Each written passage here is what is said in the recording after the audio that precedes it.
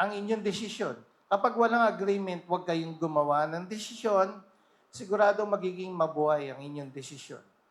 So, ganun ka rin siya. Kagawa ka ng desisyon. Aba, ay tanungin mo muna ang head of the family, si Aaron, sapagkat yun ang tagubilin ng Diyos. So, kapag wala agreement, huwag kayong gumawa ng desisyon dahil siguradong mabuhay ang inyong desisyon. So, yun ang sabi ng Panginoon na may akda ng kasal, pasakop kayo sa isa't isa. Pangalawa po, verse 21, verse 22, and verse 24. Sa tatlong talata po, isang sinasabi. Ganito sabi, mga babae, siyan, pasakop ka sa leadership ni Aaron sapagkat yun ang nais ng Diyos. Medyo lalapit po ako ng konti. Siyan, kaya ba magpasakop sa leadership ni Aaron? Can I hear amen? Amen. Napakinggan po nating lahat. Nais po niya magpasakop. Maraming saksi. Okay. Ilang beses po sinabi ng Diyos, I want you to listen to this. The principle of the Bible, kapag inuulit, binibigyang diin. Not twice, but thrice, sinabi. Verse 21, verse 22, and verse 24. Iisa po sinasabi. So mga babae, nandiyan po ba yung mga asawang babae? Ang sabi po ng Biblia, sabi ng Diyos na may akda ng kasal. Hindi po si Pastor Rene ang magsabi nito, pasakop kayo sa inyong asawang lalaki sapagat itong nais ng Diyos. Ilang beses po sinabi? 3 times. Ito po kuminsan po may mga kababaihan ganito katwiran nila. Sabi niya, Pastor, ba't ako magpapasakop kay Mister? Mas mapera, maabilidad, maimpluwensya ako. Ba't ako magpapasakop sa kanya? Ganito po sagot ko. Sabi ko, Ma'am, I'm sorry to tell you, kung ganyan po katwiran ninyo, hindi maging lasting ang inyong relasyon dahil ayaw ninyong magpasakop sa inyong asawang lalaki. Ang Diyos po kasi ay Diyos ng kaayusan. Within the family, meron pong set of order na inilagay ang Diyos. Tatay, nanay, mga anak. Hindi po nanay, tatay, mga anak. Hindi po, mali po yun. So, ang lalaki po, ang head of the family. Kaya ang sabi doon, mga asawang babae, pasakop sa asawang lalaki. Ilang beses? Not twice, but thrice. Okay. So may pantay pong karapatan ang lalaki at babae. Ito naman ang sa mga lalaki. Verse 25, 28, 33 ng Ephesians chapter 5. Sabi doon, Aaron, ganito sabi mga lalaki, asawang lalaki. Hindi po ko exempted. Ako po may isang asawa at may 2 anak. Ganito po sabi sa atin mga mister. Mga lalaki, Aaron, mahalin ang asawang babae kung paano minamahal ang sarili. Tanongin niya natin si Aaron. Aaron, tanongin kita, kaya mo bang ibigay buhay mo para kay Sean? Yes po. Galing sa puso Opo. Ayan. Kala ko nag-isip siya ng konti. Okay. Kaya ibigay buhay, syempre. Yun daw po ang sukatan ng tunay na pagmamahal. Kaya ko po tinanong kaya mong ibigay buhay mo para sa iyong kabiyak, sa iyong kapartner. At sa beses din, sinabi ng Diyos sa mga lalaki na mahalin ang asawang babae kung paano minamahal ang sarili. Ito po kung babasahin niyo po Biblia, walang sinabing, hoy mga babae, mahalin niyo rin ang inyong sawang lalaki. Baka paglabas niyo ng kasalang, ito mukhang mali sinabi ni Pastora. Ganito po. Saan po galing ang babae?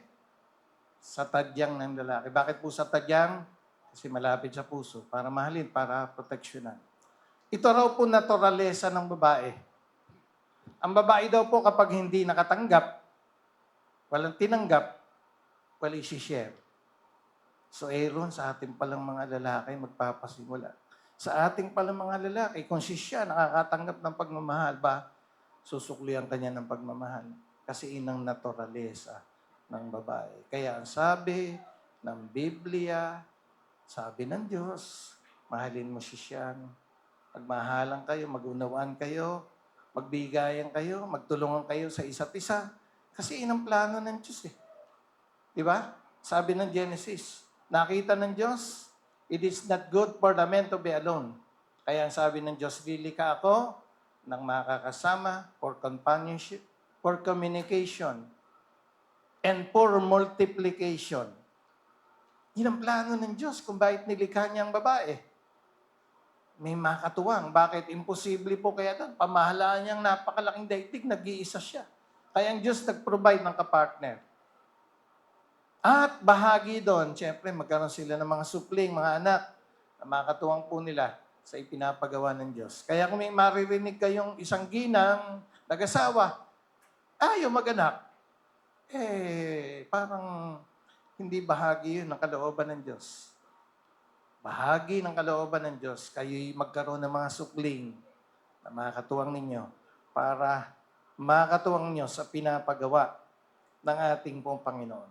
Ngayon po, panghuli, verse 33, in-address sa mga babae. Anong sabi doon? Mga babae, ang sabi ng Diyos, pang-apat na tagubilin, irespeto, mahalin, igalang ang asawang lalaki. So, kami po mga lalaki may kahinaan. Wala naman pong taong perpekto. Kahit si perpekto, may kakulangan, may kahinaan. Wala akong perpektong tao. Ako po'y pastor. Ang aking may bahay, pastora. Baka isipin niyo siguro, hindi sila kakagalit. Ano? Hindi po eh. Kuminsan may tampuhan blues. May miscommunication, may misunderstanding ang mag-asawa. Bahagi po yun. Ang paalala ng Biblia, huwag lubugan ng araw ang inyong galit, hinanakit, sama ng loob sa isa't isa. Kasi pagka hindi nyo dinil, lalaki yan, lalala. Baka nasa isang bubong kayo, isa'y nakaharap sa kaliwa, isa'y nakaharap sa kanan, lagi daw quiet time. Ano po ba ibig sabihin ng quiet time? Akala nyo ay nagdi-devotion. Hindi po eh. Quiet time. Hindi nagkikibuan ng mag-asawa kasi may tampuhan blues. Hindi nagkikibuan, kaya si mister, hating gabi na. Ayaw na niya umuwi. Gusto niya, tulog na. Ang kasambahin niya kasi meron silang di pagkakaunawaan ni Mrs. At si Mrs. naman, kapag nasa kusina, lahat ng kaldero at kawali nagkakalampagan. Kasi hindi niya maibulalas yung sama ng loob kay mister. So, dapat po nag-uusap. Punta po tayo. 4 na bagay lang po ito.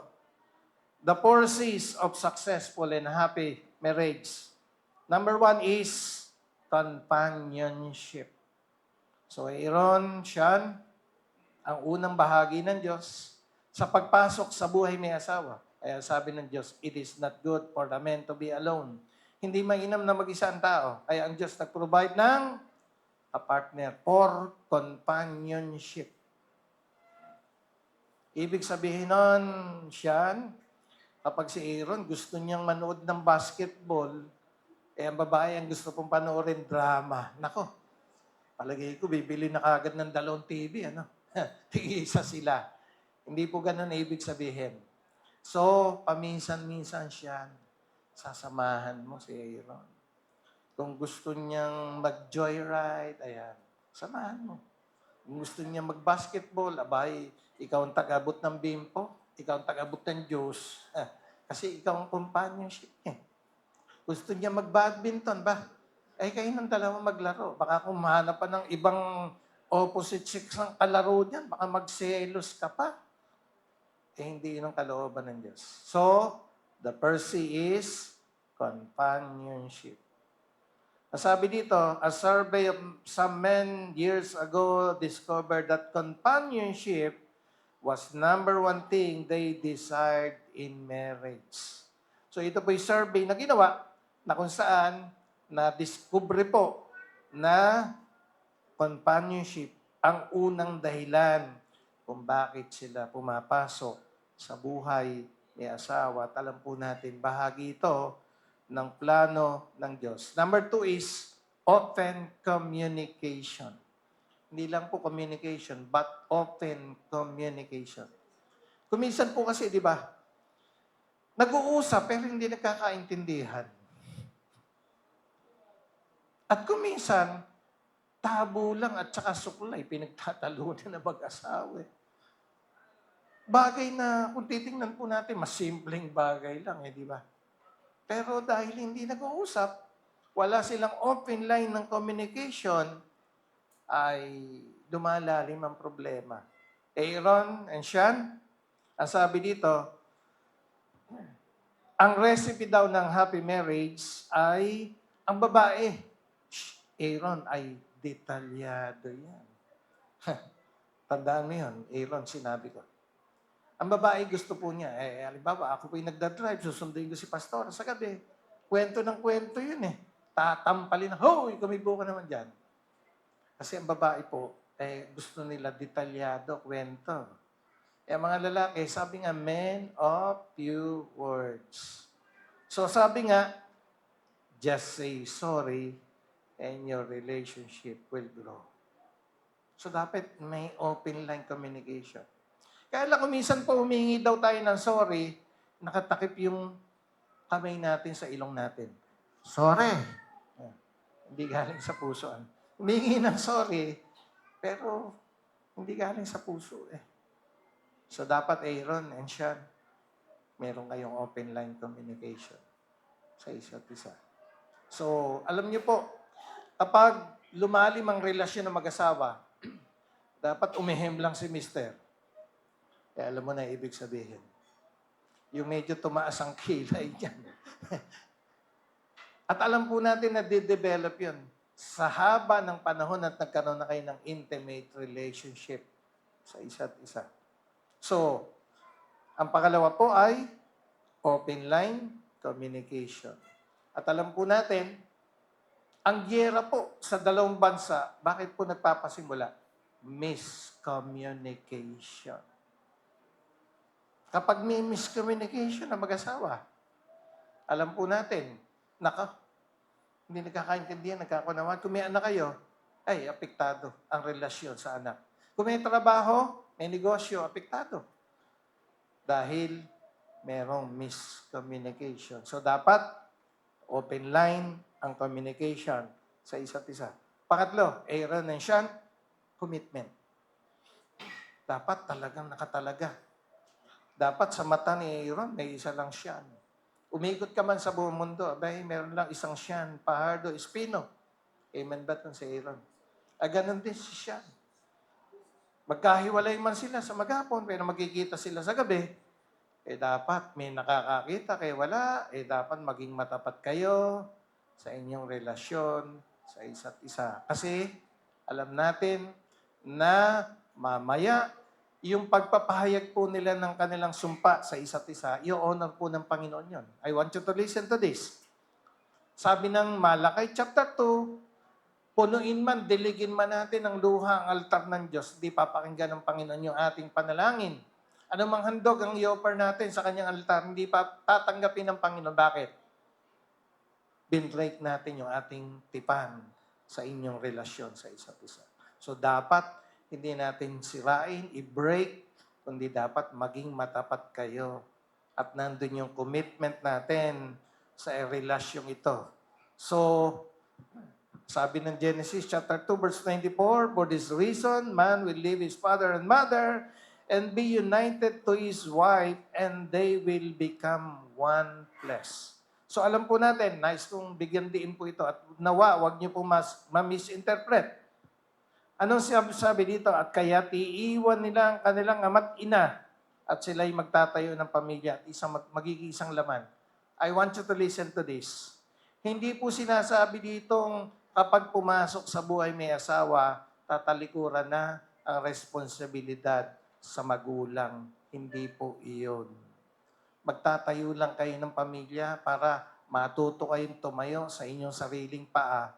Pero hindi po sinabi ng Biblia kapag kayo may asawa na, may pamilya na, ikakalimutan nyo na ang inyong mga magulang na nagpalaki sa inyo at sinamahan kayo hanggang sa panahong ito na kayo humarap